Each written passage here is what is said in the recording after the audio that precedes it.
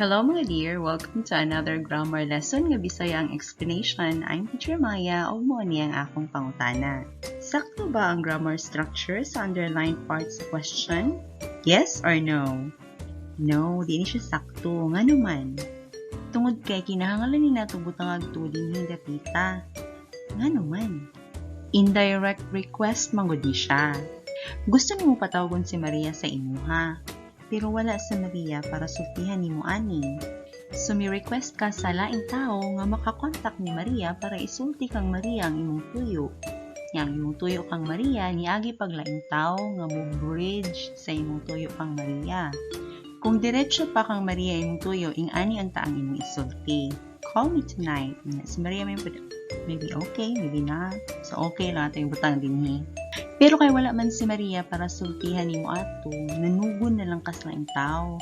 Ug kung maghimo tag indirect request, ang verbs atong direct request or command sa maaning call, nga himo nato siyang infinitive form. Butangan nato siya og to.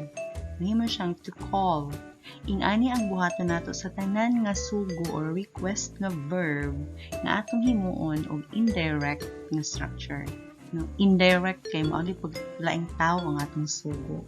So ingani siya, kung direct, call me tonight, mahimo na siyang to call me tonight. Could you tell Maria to call me tonight? Kung imo pong inon si Maria og keep it a secret, wala siya din ha, manugon ra ka. So mahimo po siyang to keep. Could you tell Maria to keep it a secret? Gusto po ni mainon si Maria og come early. Wa siya din ha. So, manubo na po ka. Mahimo po siyang to come. Could you tell Maria to come early?